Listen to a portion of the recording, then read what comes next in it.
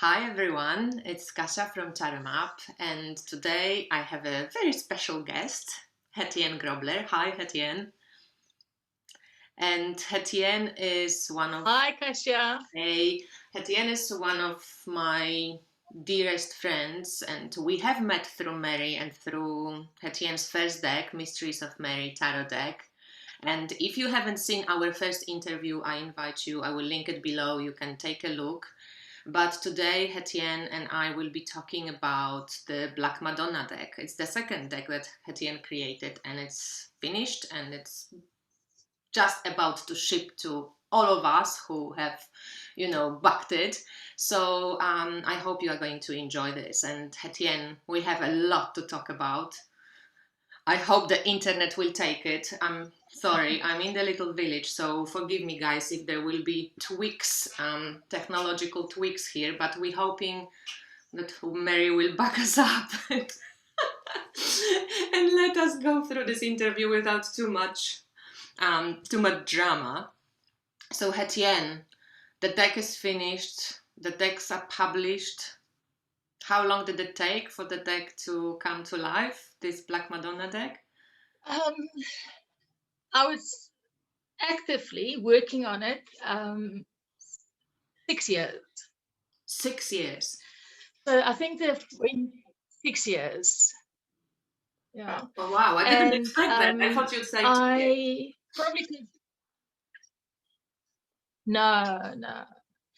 It's not a. I was thinking about it today. It's like an alchemical process. It has to. Some of the shrines, I create a shrine. I have no idea what it means. I just feel drawn to it. And then I put it to one side and I say, well, I don't know who you are, what you are for, and I put it down. Then maybe 3, 4, 5 months later, I might get the input. That's what it is.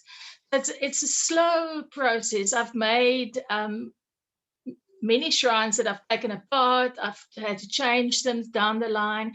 It's like you start, and also I started with an idea, the way I interpreted the Black Madonna. And I think not even halfway through, that whole theory went out the window. And that is the I think somewhere I wrote that, we read things. I read a lot of academic papers. You read other people's ideas. You read like projections that people put on an icon, an interpretation. And it's only when you actually meet that archetype that you can understand it. And then I realized, but all these summaries that I also believed and made part of my ideology doesn't fit in my own experience. I think at that point, I decided that the deck has to have a deeper purpose, a deeper, not a message. It has to be a transference of energy, and not my energy, but the energy of the archetype. With the first deck, it was much simpler, more straightforward. The stories were accessible. There were biblical stories. There were the stories that weren't in the Bible. There were folk tales. It was simple. It was much more straightforward.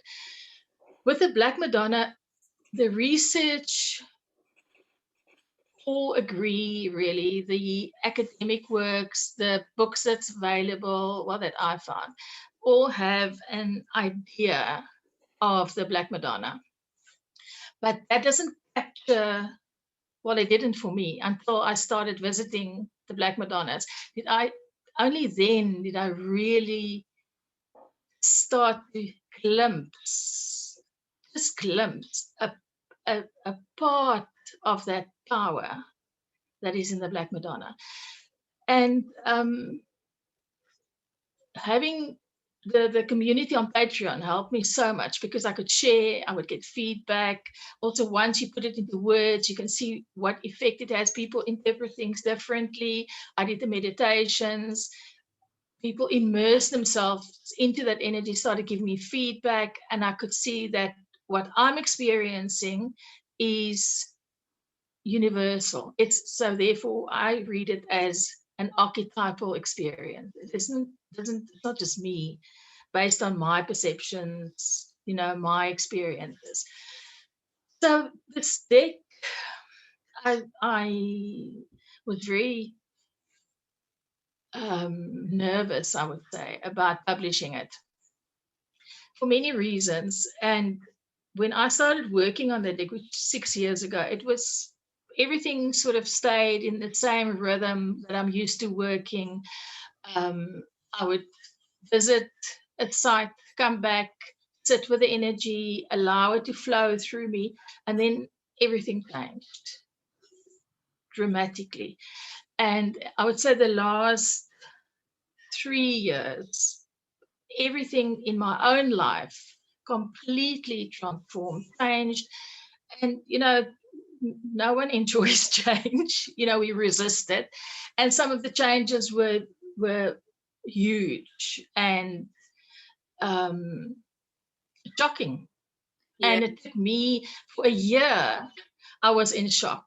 I couldn't even come to terms with some of the changes. And now, since I would say the end of last year, it is incredible how everything has fallen into place, how things now make sense, how I understand where that journey fitted in, why it took place, what the results are. And then I started realizing, well, I'm going to send this out into the world, and people are going to open this deck and be all excited and start working with it. But the energy, as I was always write, is in that image. The archetype is in that image. Our subconscious, our soul understands symbols, iconography. That's why these are sacred icons. And by working with that, you are going to open those doors in your psyche and in your subconscious. I also kept the guidebook. I tried to keep it as open-ended as possible so that I don't prescribe to anyone, this is what it means, and this is how you should interpret it. I try to give a bit of the background, a bit about the shrine. They're all different. And that's the other thing about the Black Madonna deck, is that I was so amazed by, is the variety. There isn't, with the Mysteries of Mary, there was almost like a uniformity. This one has 78 very distinctive cards, shrines, archetypes. They are distinctive. Yeah, that's really I fascinating. can't remember what the question was. Can I ask you what was the idea of Black Madonna that you had? And then while you started working deeper with this archetype, or when you started to kind of, I don't know, I don't want to say channeling, but when you make art, it's a type of receptivity that comes through. So what did it change into? Is it like a coherent definition? Probably not, but like, what can you tell a bit more about this? Because I find it's interesting. I try to steer clear of defining the Black Madonna. And I try to steer clear of creating or trying to represent a full picture, because we can't. And it's the mysteries of the Black Madonna and the mysteries of Mary. And it is the mystery. And what I've rather tried to do is to bring the mystery to you in as many facets that she has represented through the ages, through different religions, and all the theories about who the Black Madonna is. I share all the theories. And I don't say I agree with this one or I don't agree with that one, because I agree with all of them. Yeah. Because it's a mystery. And that is part of me that says we're sitting here with the core of the mystery. The fact that no one agrees, that there are such a variety of different Black Madonnas. that you can't even relate them to each other. It shows that they've come from across the world and they're still here. They are so old. So why? Why? And there are all these theories that no one can prove. They can't prove any of it. So it's a theory, it's a myth, it's a legend, because it's a mystery. And I think that should be the biggest drawing card of the deck, to start working with it and to see, because it's every day. It's in our ordinary life, as much as it is an archetype and it's a sacred icon and it is this incredible cosmic energy. It is also in the small things of our daily life, our relationships with everything, with the world, with other people, with art, with food, whatever. And it is in the way we live our lives, the way our world works, the way our world is developed, our contribution to it. That is where the Black Madonna is, in everything. Yeah, I also found it's such a vast. Yeah, I also found it interesting that you actually came to kind of the thickest bulk of the work during like COVID time. It was such a return of the dark feminine when it was so chaotic. You couldn't plan anything. You had to really go on the intuition and like really kind of navigate indifferently to what we used to have, you know. So I thought like, wow, like collectively it was so full on. You said in your own life also there were many changes. Yes. So could you tell us a little bit more about the process of creating the cards? Because I know that whatever you create, like with Mysteries of Mary as well, as you mentioned, there is transference in the image. It's not really just art for, oh, it's beautiful art and, you know, we find this Black Madonna here and here. Like it's so much more that goes into the card. Yes. So could you maybe tell us about a few cards, maybe show us a few so that people can get an idea? Yeah. If anybody's watching who doesn't know you or who never heard about, Mary deck. So maybe just show one card and tell us about the process. Of the new deck. Yeah, of the new thing, please. Sorry. Well, let me show you the shrine. Yes. This is the Black Madonna of Hoy in Belgium. And I would say she is, of all the Black Madonnas I visited, she was the most powerful.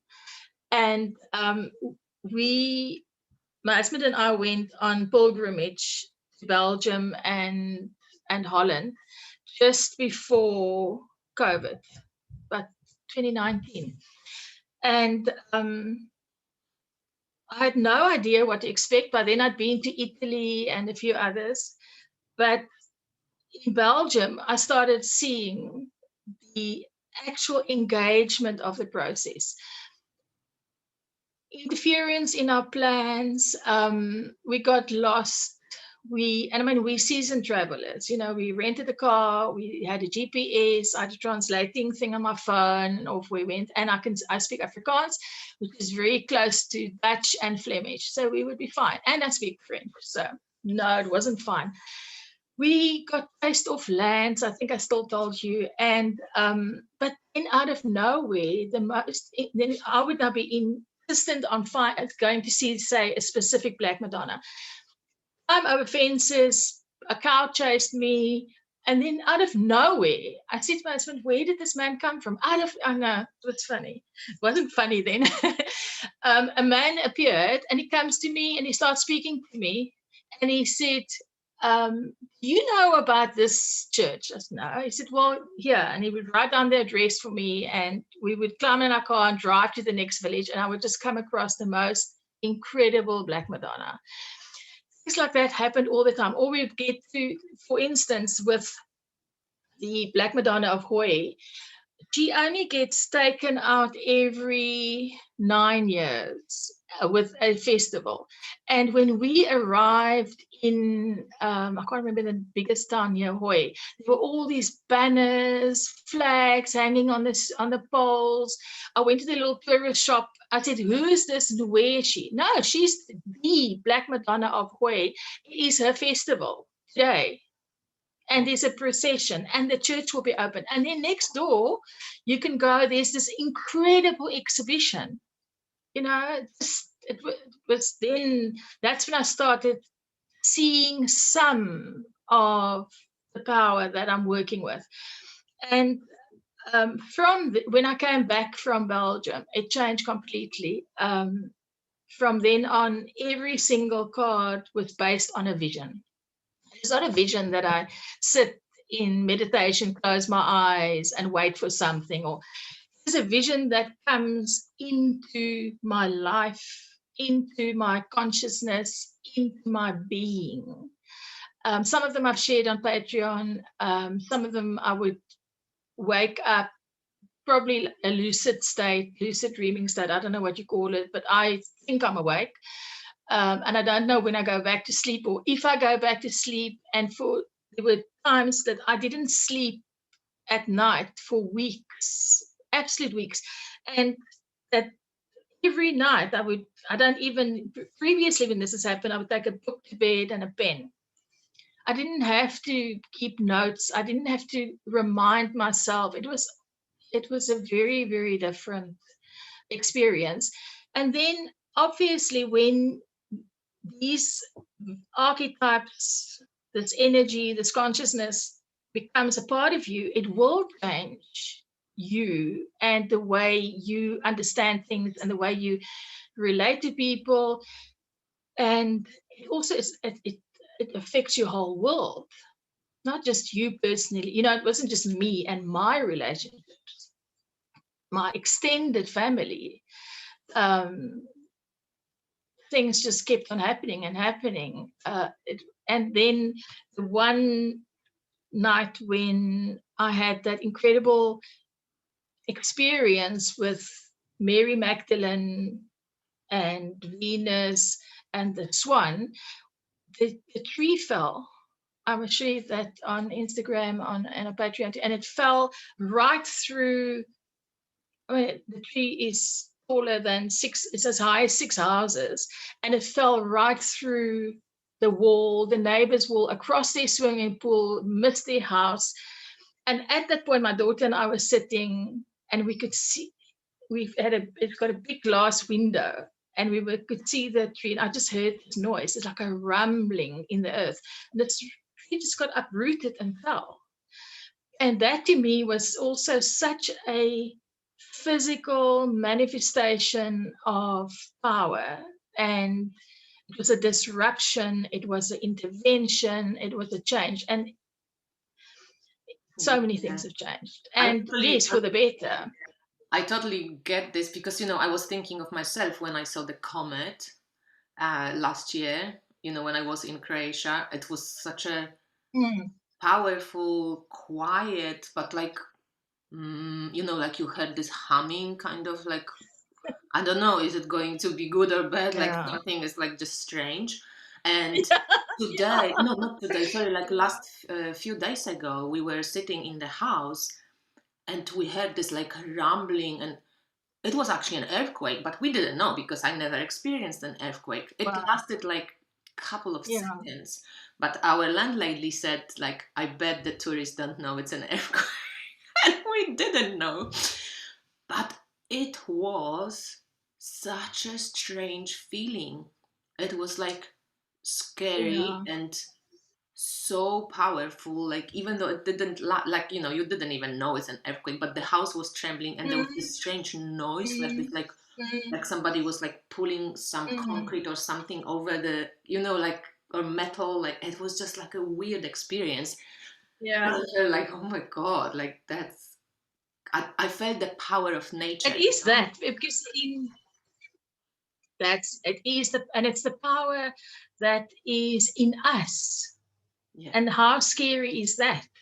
And now you talk about earthquake during the big lockdown for COVID. We locked down, I think, for 6 months.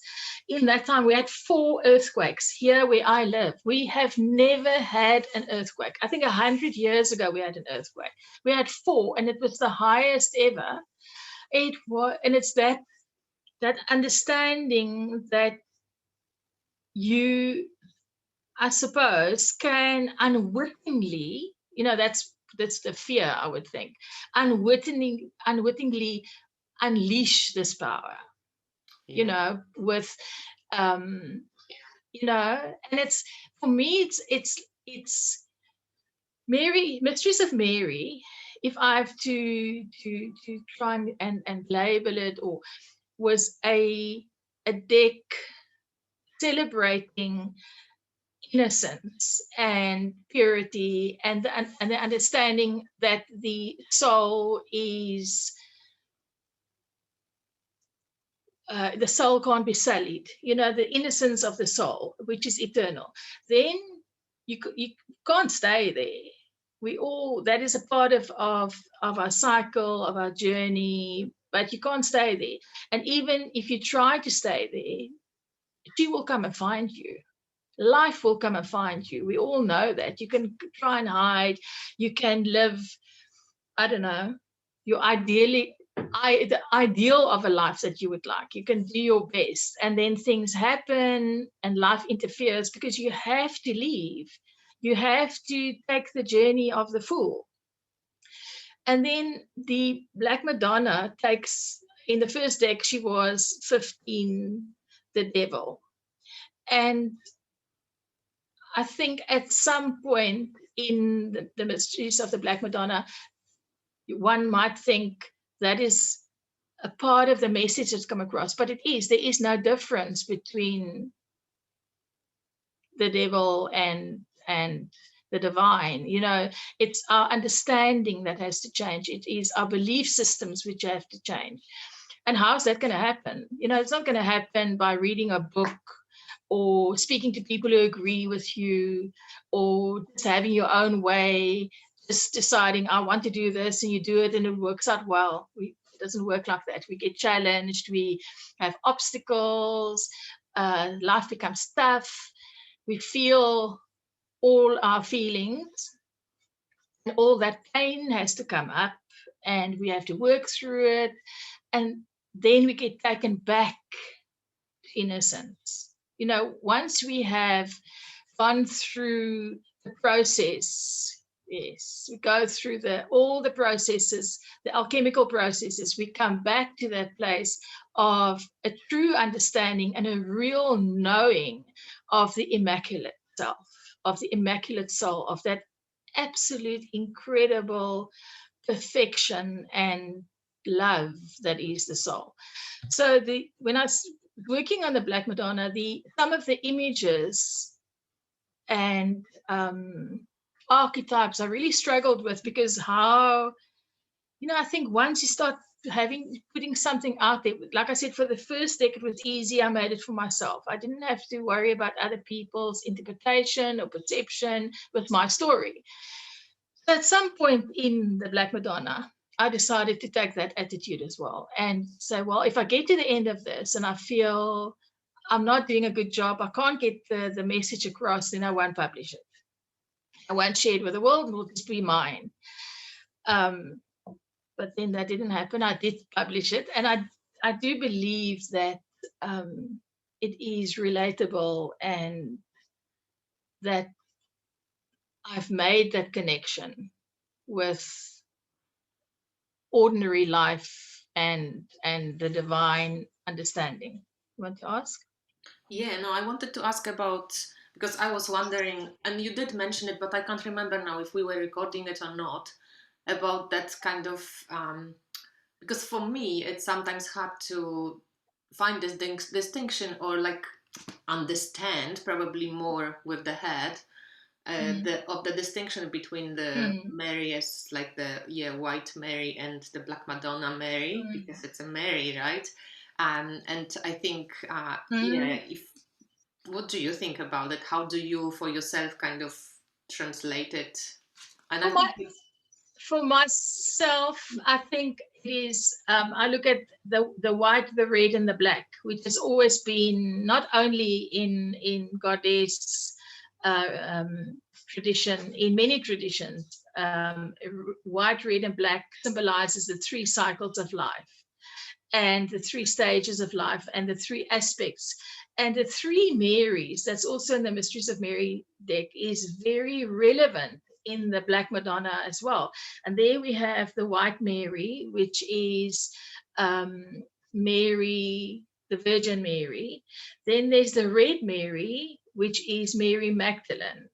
And the third Mary then is not in the Mysteries of Mary, but in the tradition, the third Mary is the Black Madonna. So we have the three colors, which is new life, fullness of life, and the hag or the crone or death. And what is amazing is that these Black Madonnas exist all in churches. And there's no official explanation for it. It doesn't get worked in. There's no connection made to the Bible. There's no connection made in the dogma of the church or the teachings. It's just, well, you've read all the things. She's black because she's black from the smoke, she's black from, and then there are those that's been whitened over time.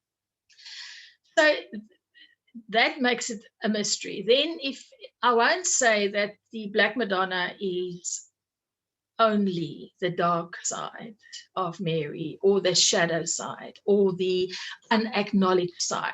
The Black Madonna for me is the complete Mary.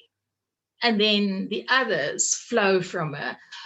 I would say that the Virgin Mary, you can call the daughter of the Black Madonna, and Mary Magdalene, the daughter of the Black Madonna. That's how I experience the Black Madonna. And then if you look back in tradition, St. Anne, the mother of Mary, was a Black Madonna in the old Gaelic countries. Not sure which one, but it is in my book. She was a standing stone. So there, then she is the mother of Mary. But in the guidebook and in the deck, I stay away from that definition. Yeah. And it's interesting also with the stones, because we think of this black stone of Mecca, and they all in the deck. And because Tibeli was a stone. Yeah. And they were stones that, meteorites that fell from heaven, and the people recognized that those stones contained manna, which is manna in the Bible, and there's manna in Hinduism, in Buddhism, which is a divine energy. And yes, the Kaaba in Mecca is still one of the original black stones. The Vatican is built on the place where the black stone of Tibeli stood. Artemis was a black stone. St. Anne.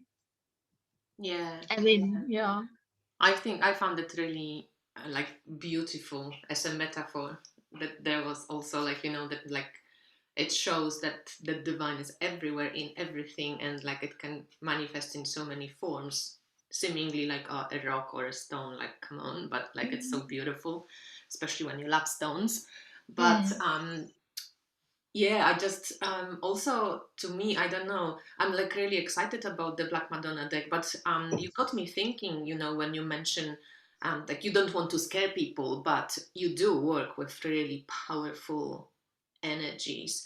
Is there any kind of if you wanted to and again, how do I put it into English? If you wanted to maybe not warn, what's another a word? Not warn people, but make people aware of what they're really working with. What would you say to people? How would the best approach be to actually work with the deck, maybe, or something like that? I think it's just to have that understanding and awareness that this is not a tarot deck like many other tarot decks. It is made, it was created with a sacred intent. I don't even have to call it sacred, but with a bigger intent. The images do carry power because of where they've been. They come from those sanctuaries. Now, if the one suit is called the living stone, the suit of the living stone, and if the first Black Madonna was a stone, then all these stones that sits in her sanctuary are highly charged. I write quite a lot about that in the guidebook, about working with the ley lines, the earth lines, and understanding why there's all this charge around the Black Madonna and her sanctuaries and sacred sites. So yes, I think it's just to have that awareness that it is a tarot deck, but each card is an initiation. Each card is an archetype. And it's not going to jump at you. If you open it up, it's not going to interfere in your life. It's not magical. It's not going to possess you. But if you want to experience, and if you are on a spiritual path on transformation and you want to drop those veils, then this deck will be a very powerful tool. Yeah, and I want to also say from like if anybody wants to join your Patreon, like you share so much about the cards there and just ways to work with this, and also you share meditations, and so I really highly recommend if anybody is like wants to go deeper. That's definitely one of the places where, and also you're very available there. People can ask questions and stuff. So just take a look. Anyone who is interested, I will link it below as well.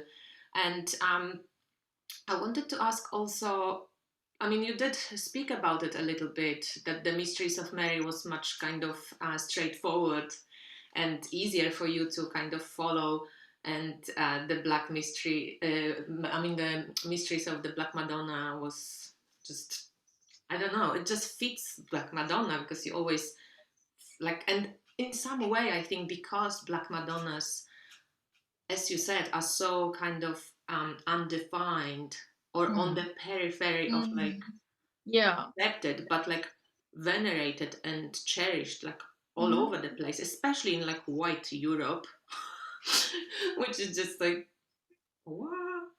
So I think it's incredible that the mystery goes with Black Madonna. It's like embedded in the Black Madonna. Yes. Like there's never anything like totally straightforward with her. I keep seeing, that spiral. And actually on the 10th of May, I don't know if you know, but is this the feast of Mary of Loreto? Is it the 10th of May?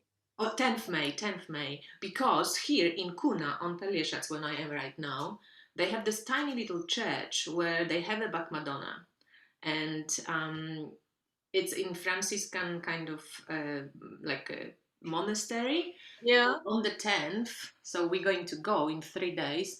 I think they have the procession. So I was wondering if this is from Loreto, maybe this is the feast of Black Madonna of Loreto in general, or maybe they have something local here. I'm not sure. I have to ask. But they definitely have my friend told me that they're praying to the Black Madonna then, and they're taking her maybe out of the church. Like it's quite a big statue. So I don't know if they're taking the statue or just the flags and stuff. So I will see. I will photograph. I'm going to go. And is it Black Madonna? Yeah. I saw her. She's Black Madonna, but she's from Loreto, so it's like. I see. So yes. So the same as sculpture. Yeah. It's a big figure, just standing, at the altar.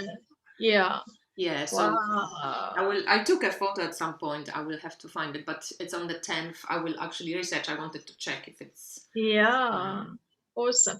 Yes, I think that is the thing, that the Black Madonna isn't defined anywhere.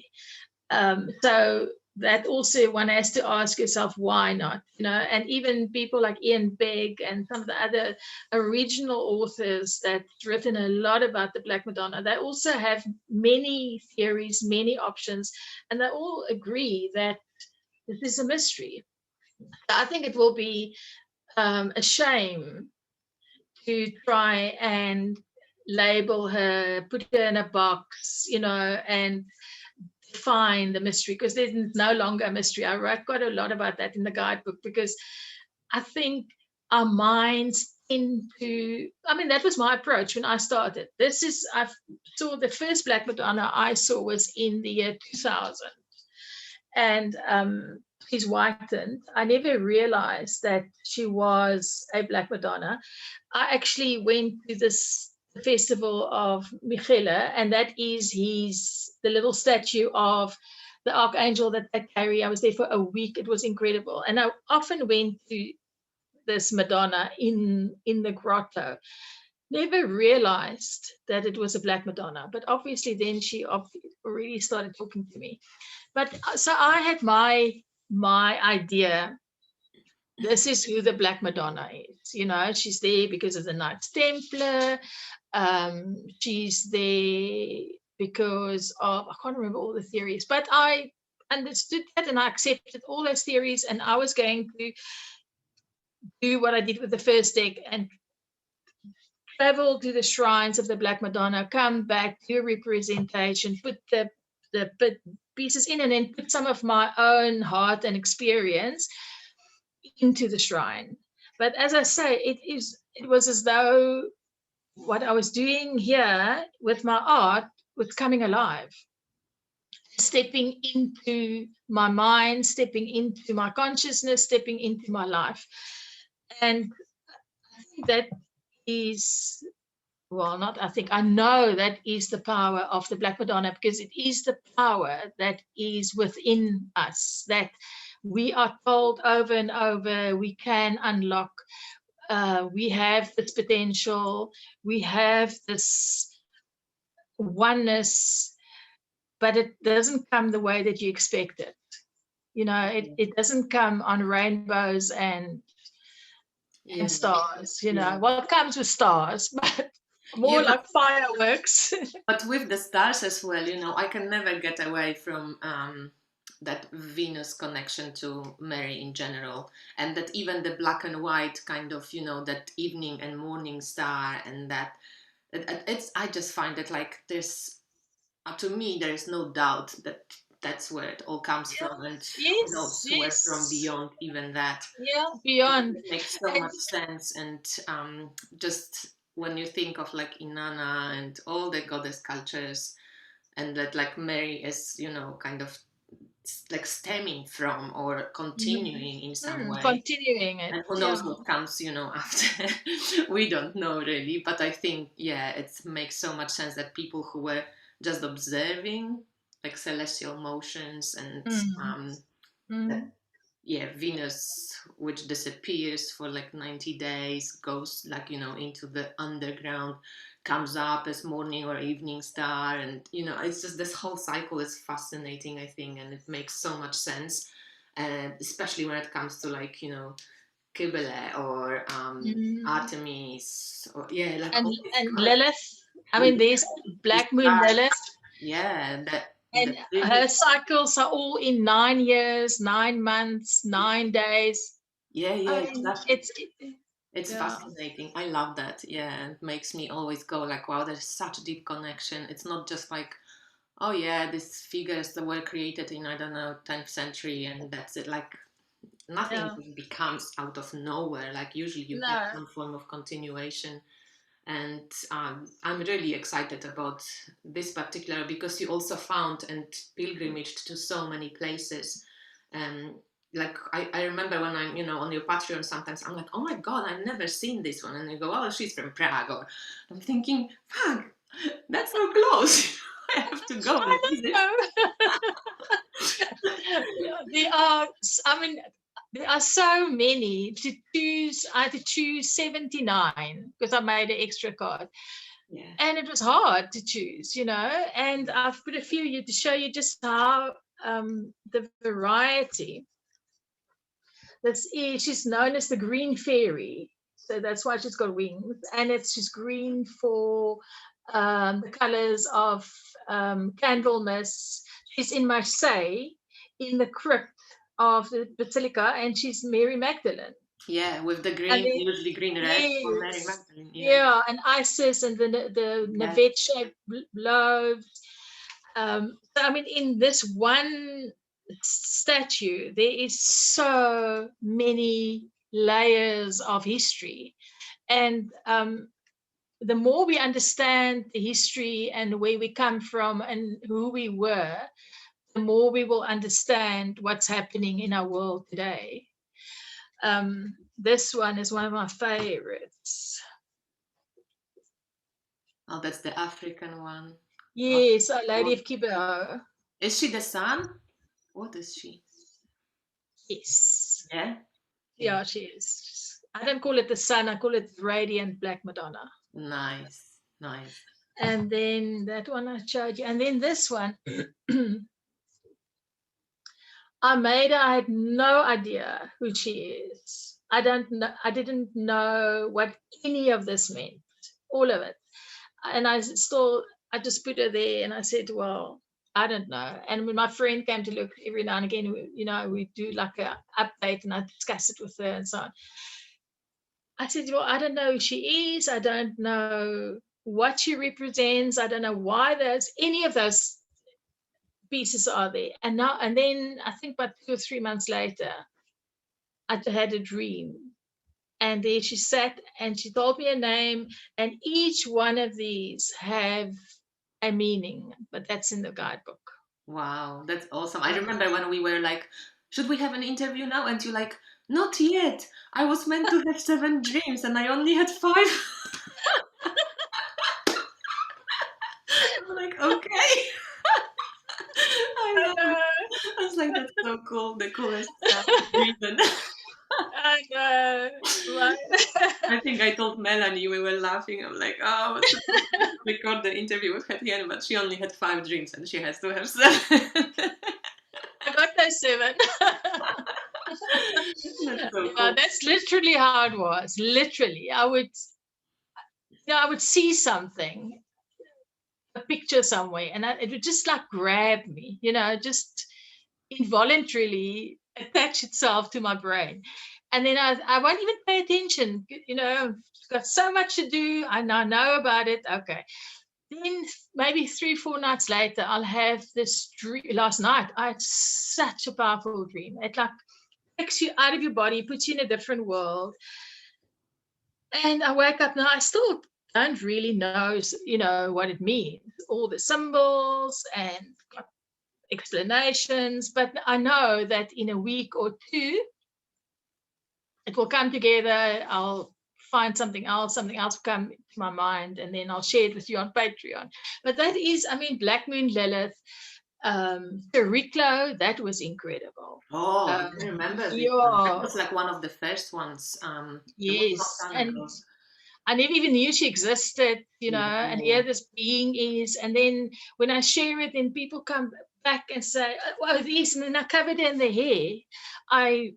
I knew, not know, but at a different level, I knew I must have a doll with hair that Sturika one. So I found the doll with its red hair and I covered her all the way down to her feet. I thought, oh, okay, I'll put you there for a while. I don't know what this is about. I don't know if I could put you in the deck.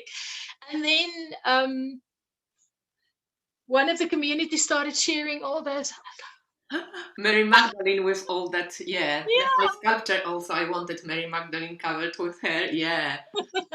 Yeah, that was amazing. I remember this well. It happens to me. Like, I feel like I'm Mary since I'm Mary, but I was like drawn to those, like, since I was born. I'm constantly finding myself in places, even though I don't care. I'm like, I hate church, and then I'm on pilgrimage to Lourdes, with my mother when I'm 18, because somebody just my father just bought it for us. So I'm going to France. I'm not going to Mary. I'm going to France. I don't care about that. It's a pilgrimage. And I'm in these amazing spots which affect me, of course, you know. Like everywhere I go, there's bound to be some statue of Mary. Like everybody's laughing at me now. Like my husband and my friends, you know, whenever we're traveling, they always, Masha, church, church, church, church. Let's stop it. So I'm just, yeah. Yeah, I had an amazing experience with Mary Magdalene because I also, you know, I'm always too heady probably, and I'm trying to like get it, like what's going on with you know, how am I like I want to compartmentalize it somehow, you know, like have little compartments for this one is this, and of course yeah, it doesn't work like this. But no. I just found this through like Essence and Alchemy, this essential oil course I'm doing with Pen, Key by the Sea. She's on Instagram. There was this like, you know, through doing research on the oils, blah blah blah, I get to find this book, Sacred Oils. It's called The Sacred Oils, and she Oh, uses this. The lady who wrote it, I can't remember the name. Sorry, The Sacred Oils is the title. She writes something about Miraphor, which is like a priestess of the oils, yeah. and they were mostly doing like the transition and passage and Yes. initiation of death. And Yes. suddenly I felt like, you know, like when suddenly I felt like, oh my God, I was always interested in death. I was always Mm. interested in oils. I was always interested Mm. in like, there were like the names. I couldn't find a name for myself once, and I thought like, oh, I Mm. call myself many names. And in this book, there is a quotation from something when there goes, "Goddess of many names," who, and I'm like, oh my God, it was just like, you know, Oh, that's wonderful, though. I got like That's goosebumps. awesome. And suddenly I felt like, oh my God, I have like a space in my heart, totally experienced, Mm. felt experience Mm. of Mary Magdalene and who she's Mm. for me. That it Mm. was like this, that Mm. she now has totally like a physical presence that I Mm. can connect to so many different things. Mm. And yeah, it was just such a weird experience. And then Oh, that's awesome, though. Tibele, when you were posting, I also had this lions, and that it was that earthquake that happened because it was just like a couple of days before that you like, yeah, it was just like Mm. around, Yes. and there's just this roar, like when you were writing about the lions, and I'm thinking, oh my God, it's just. And I think because I'm in this area, it's like so close, you know, the Mediterranean area, it's like Yeah. visible of this like goddesses of like Greek and Yes. Oh, relief. awesome. Yeah, it's just really powerful. So it was interesting.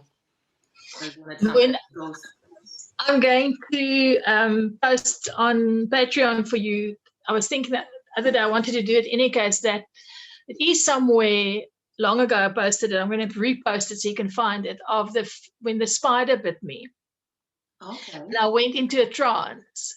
And it was some Mediterranean country, and it was all stone. It actually looked maybe, but yeah, like Greece, you know, it was all stone. And this tree came out of the earth, and a lion appeared in the tree. You must have read it, but I'll repost it for you. Yeah. And the lion roared like huge, and it was a huge earthquake, and the tree moved, and the lion roared, Serapis resurrection. And then I had to go, and then that was a very poisonous spider that bit me on my finger. And I didn't realize, just saw, and I went to lie down, and then I went into the trance. I mean, that is an initiation. So the spider is in the deck. And it actually is a very big part of the Black Madonna, the spider and the tarantella, and yes, so all of that's in the deck. And what can I say to you now about the lion?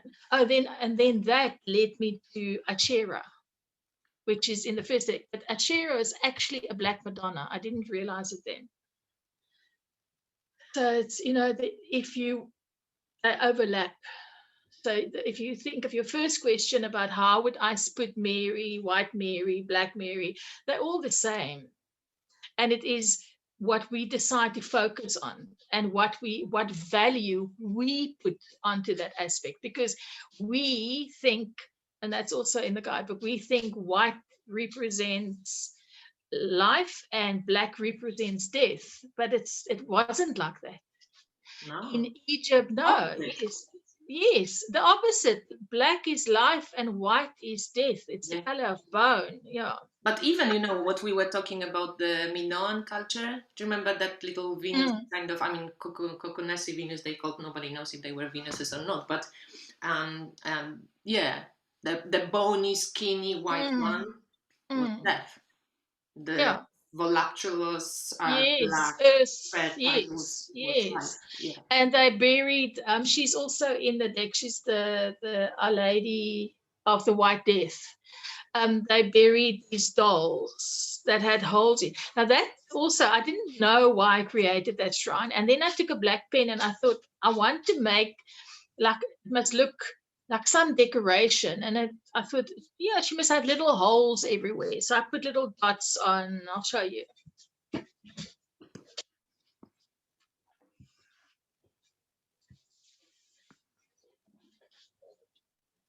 Oh, yeah. Oh, that's so similar to that.